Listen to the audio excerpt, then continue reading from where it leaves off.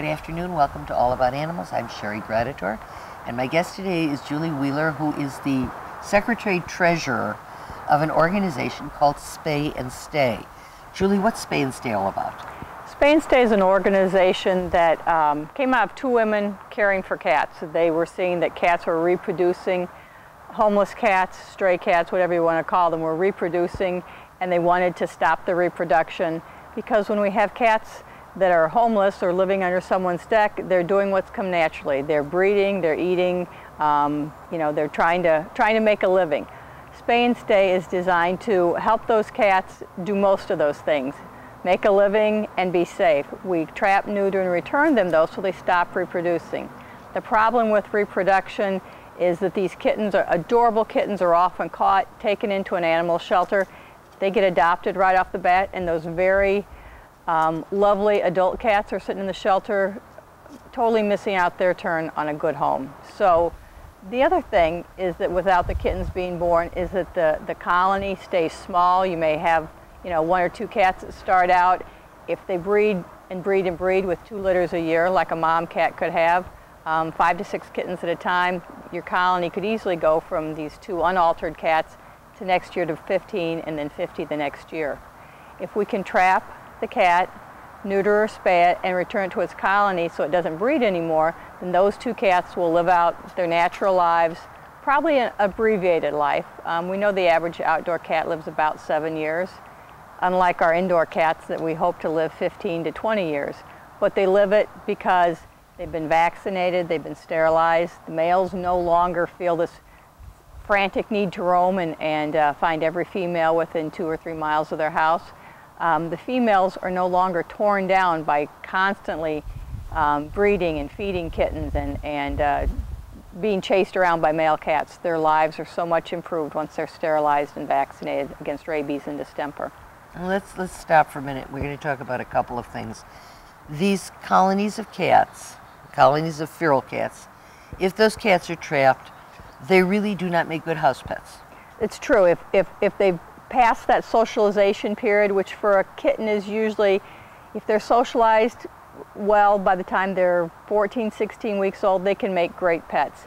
But if we have a cat that's been born outside and has lived its whole life outside, socializing that cat to be good human companions is not a possibility. They may be fabulous barn cats out there catching the mice and hiding in the corners when people come around, but they're not going to be socialized where they can become someone's pet. Doesn't mean that they're not great healthy animals and have a role in the world. It just means that they cannot be brought into a home after not being socialized when they were younger. Okay, so now we have a population which you deem a colony. Mm-hmm. It is a group of outdoor, not socialized, feral cats. And that's where you step in to interfere with the breeding process so the colony stops growing. Right. And a feral cat doesn't just necessarily start out as a feral cat. It might be someone's cat that got out of the house when they were young. It might be someone had a litter of kittens and said, well, we're just going to keep these 2 and the rest of you go outside. It may be that someone moved away, which has happened, and they dumped their cat. Those cats, unaltered, will breed. The next generation has less of a chance for human contact and less of a chance for socialization. So it's not like they're nasty, vicious beasts. It's just that someone hasn't done the responsible thing and has allowed them to breed unchecked. So a colony may start out as 2, and we may get a call from somebody. I've got these 2 cats that showed up at my house. I'd like to get them sterilized, so I keep it at 2. Great news. Absolutely great. We have a trap here. This is the trap we use to trap the feral cat. The cat comes in this end, and I have a kitty in here for you to see. Walks in this end. My dog would like that kitty. Cat comes in. The trap is set so that when the cat walks across the plate down here, and they're drawn in by food just at this end, they walk in, they step, and it doesn't take much weight to step on the plate here. It trips it, the door is closed. The cat can't escape this end. It can't escape this end. It's a small enough space that the cat can't hurt itself. It's frightened initially, and that's where the caretaker, the trapper, comes in. comes out, covers the trap with the towel, cats calm down. Now we move the safe cat where my fingers are safe. I'm in no danger of moving this. Pick it up, the covered cat, and move it to the area where it can stay overnight until it goes in for surgery the following day. Okay. Shuri, and that surgery includes more than just neutering. Right. They get a little mini physical. It's not just that they're getting sterilized. They come through, they get a microchip, which identifies them. So if a cat ends up wandering away from their colony and is picked up, or actually maybe gets harmed in some way and ends up at a vet, then that microchip can be scanned and we know where the original colony is at, so the cat can be returned to its safe place. It's given a small ear tip. Its left ear tip is taken off about, I want to say, 1/4 of an inch. That's the international symbol that this cat has been sterilized. It does not need to be brought back in for further surgery. It's not reproducing. They get a rabies shot, a 3-year rabies shot, and a distemper shot. So, for those people who have said to me over and over again, feral cats destroy songbirds, feral cats kill small animals that are indigenous, when you neuter them, and there are those people who push to have all the feral cats trapped and euthanized.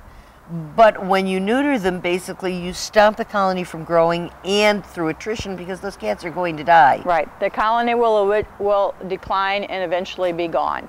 I love the songbirds too, and I feed birds in my backyard, and I appreciate all that discussion. We basically want the same thing. We want fewer cats living outside. It's just that we differ in the means of how to go about doing it. As opposed to killing every cat that steps forth that's living outside, we believe that if you take the responsibility of catching it, sterilizing it, that colony that starts out at 2, stays at 2, at some points down to 1, and at some point that colony is gone. And now we have shelters here. When you have a colony, generally you have someone who's taking care of those cats, seeing that they're fed. Right. How it usually starts is a concerned person will call us and say, I've got a couple of cats here, I've got a mom cat and 3 or 4 kittens, can you help me out? That person is the initial step to that cat having a much better, much healthier life, because now we can sterilize the mom, hopefully find homes for the kittens, and that person's taken on the responsibility of providing shelter. This is a picture of one of the shelters that we have a volunteer who makes it. It covers $50 for material, and it's very nice. It's lined with straw. You always use straw in a cat shelter because it dries out. And it keeps them warm, and more than one cat can go in there and share body warmth. This is about the size for 3 to 4 cats could live in here easily, which is, again, they can keep each other warm. It's insulated on the inside. Julie, I'm going to move you along because I don't want to run out of time. Sure. We have a couple of fundraisers and we have a wish list. So I'm glad you asked. Yes, wish list for the organization. Okay. The things on our wish list are, as always, cat food, because we have caretakers who maybe, because of drop-offs and neglect from people not doing the responsible thing, are feeding several cats. And we have caretakers that are very kind-hearted, and so we try to get a food bank together and keep it stocked so that they can come to us, so that they're not, you know, further down the food chain as far as feeding themselves. We also would like to have an autoclave because, why would we want an autoclave? Because we think that someday Lake County must have a low-cost, high-volume spay-neuter clinic for cats and dogs. Autoclave is a big part of that. Postage stamps. There's people who don't have emails and we need to keep in touch with them. We want to make sure that all of our caretakers know about our caretaker meetings. $50 donation pays for a surgery for a cat. Our cost is about $65, which is the microchip, ear tip, rabies, distemper, the surgery, and a little mini physical, their ears cleaned, pain medicine. $100 would buy 100 rabies vaccinations, and we know that it's important to vaccinate everything to make sure rabies does not spread into Lake County. We're very careful about making sure our cats are all healthy. Okay, 2 fundraisers coming up. There's 2 fundraisers. November 20th, it's called Feline Groovy. We're at Murphy's Bar in Wakanda. We have wonderful silent auction items. At what time? 5 to 8 p.m. Okay. So that's a Saturday evening. We have live music, 50-50 raffle. We're going to have a lot of cat stories. We have a bake sale going on. And then on December 4th is our 4th annual holiday boutique. It's at the Highland Park Presbyterian Church. It's from 11 to 3. We have at this point 25 vendors. We may have a few more coming with a wide variety of goodies and crafts, all kinds of items, gifts for men, gifts for women, children, and that's from 11 to 3 at the Highland Park Presbyterian Church, just west of downtown Highland Park. These are our two big fundraisers for this year. We know that things are difficult for people who are feeding cats. We hope that they don't abandon them, but we are getting a lot of abandoned cats in. If you have a barn where you consider taking another cat, we would be more than happy to bring you a cat, help you get this cat socialized and homed into your barn. If you're also a person who would consider foster care for kittens, there are always kittens that are born. We wish they weren't. We're doing our best to stop the breeding, but we could use foster homes because we do have an outlet where those kittens can now be adopted. We just need someone to spend a little time with them, get them ready for their new permanent home. Okay, as we're winding down on time here, a website, name, address, I don't know if you can reach it. Absolutely. Spay and Stay. 847-289-4557. Our website is www.spayandstay.org. You can also send in, if you're looking for information, ask at information@spayandstay.org. We look forward to hearing from you. Any kind of questions and dialogue about the care of community cats, homeless cats is always welcome. And I'm going to add to that, $50 donation covers a neuter. $100 covers 100 rabies shots.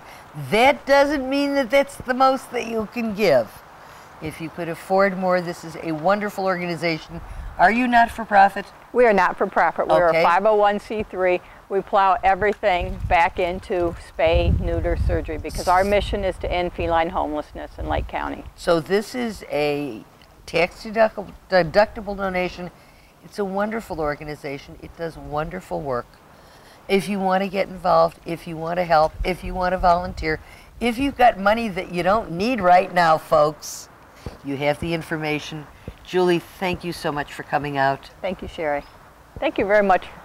We'll now go to Save a Pet and show you some of the dogs and cats waiting there for adoption.